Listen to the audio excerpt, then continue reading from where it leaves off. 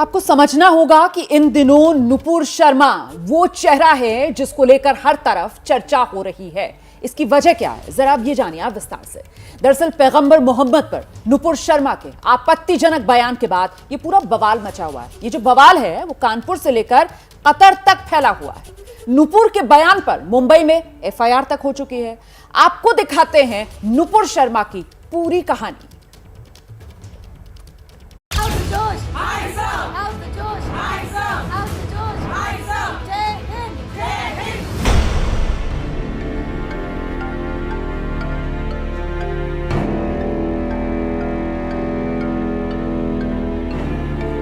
अरे जो लोग बार बार हमारे सैनिकों की मेहनत, कठिन मेहनत और बलिदानों को ठेस पहुंचाते हैं, वो लोग क्या समझेंगे कि सैनिक होना होता क्या है। ये जो माइनॉरिटी अपीजमेंट की जो राजनीति है कांग्रेस की, ये डिवाइड एंड रूल की जो राजनीति है कांग्रेस पार्टी की, जिस तरीके से ये ब्लेटेंट इस्लामाइजेशन की राजनीति है कांग्रेस पार्टी की, ये जनता जनार्दन अच्छी तरीके से समझती है और इसको माफ नहीं करेगी।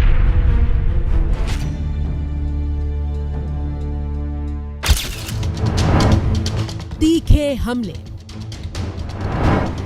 हाजिर जवाबी, तेज तर्रार नेता वाला रुतबा और मुखरता से पार्टी की आवाज के रूप में पहचान बना चुकी थी नुपुर शर्मा। तो जवाब देने वालों के पसीने छूटने लगते। नीच किस्म का आदमी, नीच राजनीति, मौत का सौदागर, खून की दलाली, चाय बेचने वाला कभी प्रधानमंत्री नहीं बन सकता, तू जाके चाय बेच। ये कांग्रेस पार्टी और इसके दरबारी अपने आप को समझते क्या है? 21वीं सदी में ये क्या बातें कर रहा है नेहरू गांधी परिवार और उनके दरबारी। नुपुर शर्मा सिर्फ बीजेपी की राष्ट्रीय प्रवक्ता नहीं थी, बल्कि हर मंच और मोर्चे पर पार्टी के सशक्त महिला चेहरे के तौर पर जानी जाने लगी थी। नमस्कार, this is Nupur Sharma, spokesperson of the Bharatiya Janata party, और आज मैं आपके सामने एक बहुत ही अहम मुद्दा लेके आई हूँ। लेकिन नुपुर शर्मा के एक बयान ने तूफानी रफ्तार से बढ़ती उनकी राजनीतिक पारी पर मानो एक ब्रेक लगा दिया है।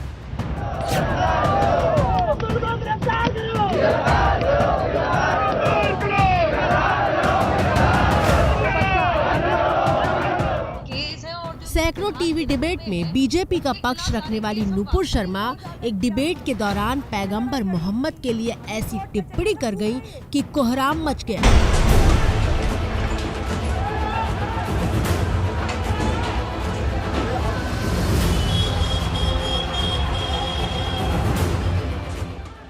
जून को कानपुर में जुमे की नमाज के बाद हुई हिंसा की तस्वीरें पूरा हिंदुस्तान देख रहा है और हिंसा की पूरी कहानी के पीछे नुपुर शर्मा का वो बयान है जिसके विरोध के लिए पूरी स्क्रिप्ट लिखी गई थी।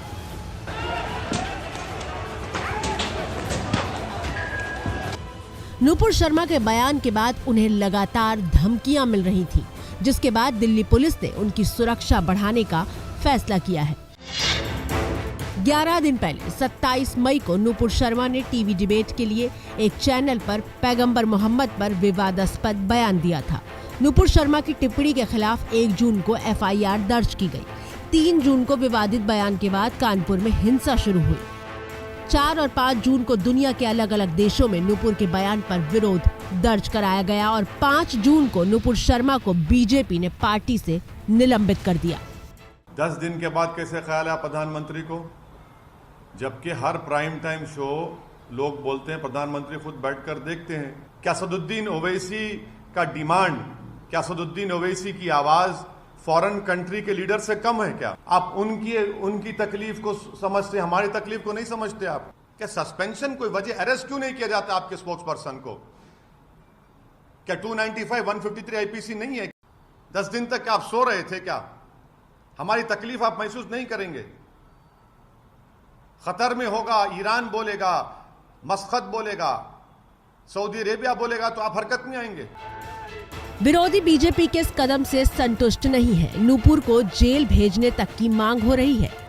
हुकूमत हिंदुस्तान से ये मांग करता हूँ, ऐसे लोगों को पर सख्ती से कानून बना के, जो हमारे भारत के कॉन्स्टिट्यूशन ने हमें राइट्स दिए हैं, उनके ऊपर बाकायदा अदालत के जरिए से सजा मुकर्रर होना चाहिए है, ताकि दोबारा किसी के रहबर की, किसी के पेशवा की तौहीन ना होने पाए। हालांकि नुपुर शर्मा ने एबीपी न्यूज से बात करते हुए उस बयान पर सफाई दी थी जिस पर बवाल मचा है। जो मैंने कहा है, मैंने कुछ रिलीजियस स्क्रिप्चर्स से पढ़ के बोला है, तो अगर आपको आपत्तिजनक लगता है तो वो तो सवाल ही बदल गया फिर, क्योंकि मेरी मंशा नहीं है कि मैं किसी भी धर्म विशेष की कहीं पे भी उसके खिलाफ नफरत फैलाऊं या इंसल्ट करूं या गाली गलौज करूं या फिर माहौल खराब करूं। नुपुर शर्मा पर गिरफ्तारी की तलवार लटकने लगी है और देश दो धड़ों में बटा हुआ दिखाई दे रहा है। एक तरफ वो लोग हैं जो नुपुर शर्मा के बयान को बर्दाश्त के बाहर बताते हुए कड़ी कार्रवाई की मांग कर रहे हैं, और दूसरा धड़ा वो है जो बीजेपी के निलंबन के फैसले को गलत बताते हुए कह रहा है कि नुपुर ने कुछ भी गलत नहीं किया है। नुपुर का समर्थन करने वालों में वीएचपी और बीजेपी के नेता भी शामिल हैं। सोशल मीडिया प्लेटफॉर्म ट्विटर पर नुपुर शर्मा ट्रेंड कर रही है और हैशटैग नुपुर को वापस लो की मुहिम चलाई जा रही है। जब देश और दुनिया में एक चेहरे और एक नाम की इतनी चर्चा हो रही हो तो थोड़ा उस चेहरे के इतिहास पर गौर करना जरूरी हो जाता है। ये जानना जरूरी हो जाता है कि नुपुर की राजनीतिक उड़ान आखिर कहां से और कैसे शुरू हुई थी। रिटायर्ड नेवी के एक अफसर थे मदन शर्मा जी, इनकी पिटाई करने के लिए, इनकी आंख फोड़ने के लिए 6 शिवसेना के कार्यकर्ता गिरफ्त में क्यों लिए गए? आप ही की सरकार ने लिए जनाब, आप ही के गृह मंत्रालय ने लिए। ये हमारे पे आरोप उल्टा ना लगाएं। इन्होंने अप्रैल 11, 2022 या उससे पहले होने वाली अतिक्रमण के डेमोलिशन के बीच में धर्म क्यों नहीं ढूंढा? पिछली बारी एनसीपी ने कब पूछा था कि जुम्मे नमाज के लिए बिना परमिशन जब 5 बारी सड़क रोकी जाती है तो वो सही है या गलत है? हमें विश्वास है कि हमने काम किया है। डबल इंजन की सरकार, चाहे वो वैक्सीनेशन ड्राइव हो, चाहे वो गरीब कल्याण योजना हो, चाहे वो सड़कें हो, चाहे वो इंफ्रास्ट्रक्चर। आम आदमी पार्टी ने जो बोला कि हम दंगे का माहौल फैलाना चाहते हैं, भैया माहौल छोड़िए, आपके तो कार्यकर्ता नेता ही दंगाई हैं। पिछली बारी एनसीपी ने कब पूछा था? हाल ही में बता देती हूँ। जहांगीरपुरी के अंदर मस्जिदों में से पेट्रोल बम, पत्थर, बंदूकें, कट्टे सब कुछ बरामद हुए। ये क्या आस्था का विषय है? ऊपर से आप ये और बरगलाते हैं, हम और मारेंगे, और बम मारेंगे, और गोली से मारेंगे निर्दोष कार सेवकों को। हिंदुस्तान 37 साल की नुपुर शर्मा को उनके इसी अंदाज के लिए जानता है, जो बीजेपी पर उठे सवाल और हमलों का जवाब देने के लिए मीडिया के सामने हाजिर होती हैं। गलती ये मैं काफिर हूँ, गलती ये है कि मैं कुफ्र हूँ, आपने इनकी बात पे ध्यान नहीं दिया। गलती ये है मैं कुफ्र हूँ, मैं काफिर हूँ, इसलिए इनके घर के बच्चे तो बंदूक चलाएंगे क्योंकि मैं कुफ्र हूँ, मैं हिंदू हूँ। अरे तुम कैसे हिंदू हो गए? बात तो इनकी ये है असल में। लेकिन उनकी राजनीतिक पारी की नींव साल 2008 में रखी गई थी, जब नुपुर शर्मा ने दिल्ली स्टूडेंट यूनियन का चुनाव लड़ा था। 2008 में अखिल भारतीय विद्यार्थी परिषद के टिकट पर नुपुर ने छात्र संघ अध्यक्ष का चुनाव जीता, और ये वो मौका था जब नुपुर ने अपनी जीत से एबीवीपी के 8 साल के सूखे को खत्म किया था। ये तो सभी लेकिन दुख भी इस बात की 3 सीटें हमारे घर से, हमारे हाथ से गई हैं। संगठन और मेहनत करेगा और नेक्स्ट टाइम तो सुई भी करेगा। ये वो दौर था जब स्टूडेंट यूनियन में सिर्फ एनएसयूआई का दबदबा था। नुपुर 2008 में डूसू की प्रेसिडेंट बनी थी, जबकि बाकी तीनों पदों पर एनएसयूआई ही जीता था।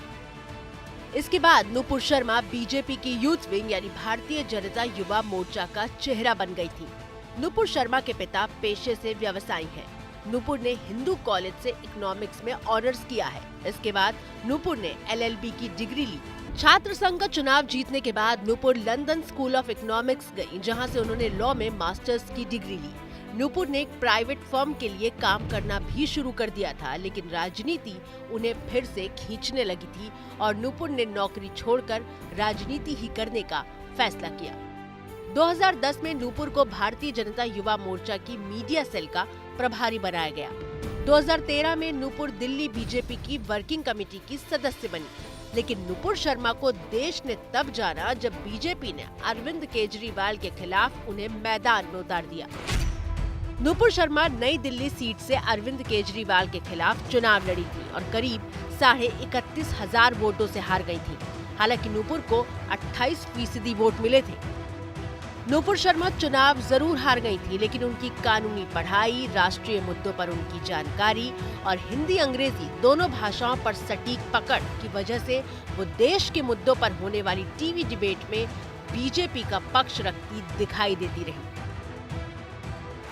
और फिर आया साल 2020, जब बीजेपी अध्यक्ष जेपी नड्डा ने अपनी टीम बनाई और उस टीम में नूपुर शर्मा को जगह मिली। नूपुर को बीजेपी ने अपना राष्ट्रीय प्रवक्ता बनाया।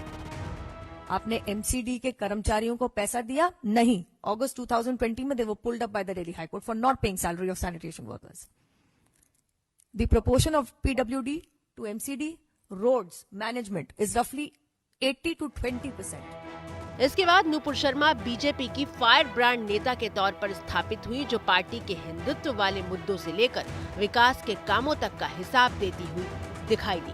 जवाब दूंगी रूपिका जी, चुप तो हो जाए। इन्वेस्टिगेशन क्यों नहीं चुप किया? तो हो जाए। अगर क्यों इतना घबरा गई बड़ा है? अलगाववादी, क्यों घबरा इतना गई बड़ा आप? आप आतंकवादी क्यों घबरा गई? दिल्ली का मुख्यमंत्री आपका बन जवाब गया दूंगी तो घबरा तो क्या जाएंगी। करेगी? क्या आपका दूध का दूध क्यों पानी नहीं का केंद्र पानी हो सरकार ने जाएगा। जांच करी? आपका उधर रायता से फैल बात जाएगा। करनी है ना, क्यों घबरा रही है? क्यों नहीं बोलने दे रही? अगर हालांकि नूपुर शर्मा के बयान पर विवाद पहली बार नहीं हुआ है। 2015 में वो केजरीवाल को लेकर एक बयान दे चुकी हैं, जिस पर विवाद हुआ था। 2017 में गुजरात की तस्वीर को कोलकाता हिंसा का बताते हुए शेयर करने पर कोलकाता पुलिस ने मामला दर्ज किया था। 2020 में टीवी डिबेट के दौरान नूपुर आपा खो बैठी थी और पैनल में मौजूद शख्स के लिए आपत्तिजनक शब्द का इस्तेमाल किया था। लेकिन पहले कभी नूपुर ने ऐसी टिप्पणी नहीं की थी जिस पर देश के अंदर और बाहर दोनों जगह बवाल खड़ा हो जाए। यूएई से लेकर ओमान तक, इराक से लेकर मालदीव्स तक और इंडोनेशिया से लेकर लीबिया और बहरीन तक, ऐसे तमाम इस्लामिक देशों की लिस्ट लगातार बढ़ती ही जा रही है जिन्होंने नूपुर शर्मा के बयान को लेकर आपत्ति दर्ज करवाई थी। हालांकि नूपुर शर्मा के खिलाफ हुई कार्रवाई में देश ही नहीं दुनिया भी बटी हुई है। नीदरलैंड्स के सांसद गिर्ट विल्डर्स ने खुलकर नूपुर का समर्थन किया है। उन्होंने कहा है कि ये बहुत हास्यास्पद है कि अरब और इस्लामिक देश भारतीय नेता नूपुर शर्मा के बयान पर भड़के हुए हैं। उन्होंने सवाल किया है कि भारत क्यों माफी मांगे।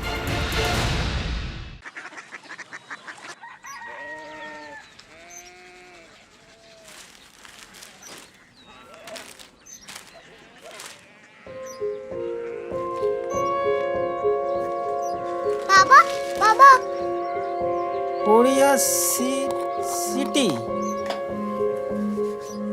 জানি না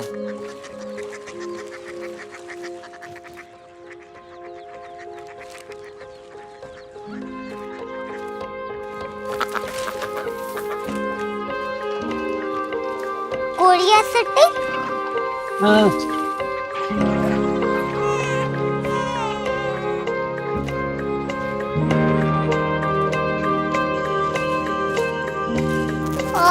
कोरिया सिटी कहाँ पे है?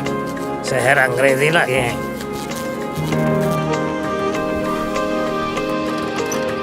कोरिया सिटी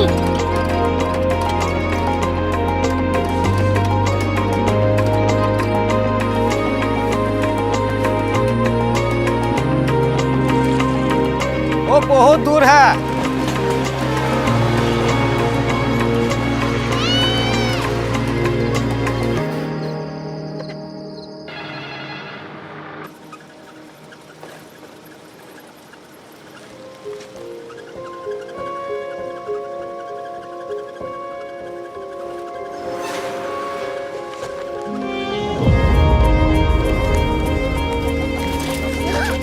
कोरिया सिटी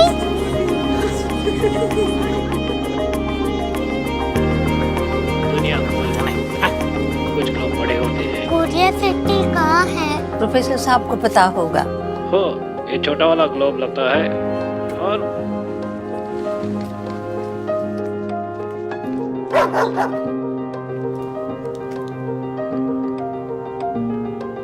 पता नहीं, मेरी बेटी से जाके मिल लो, शायद उसे मालूम हो।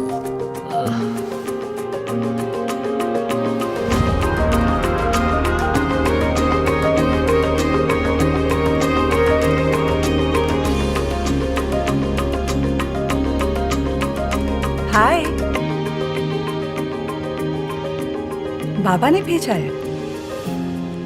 Come here. Korea city. Korea city नहीं, क्यूरियोसिटी। वो क्या? That's what brought you here? जो तुम्हें यहाँ तक ले आया।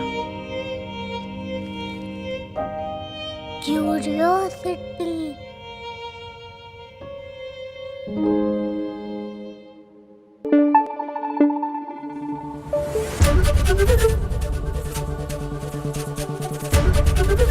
ABP न्यूज आपको रखे आगे।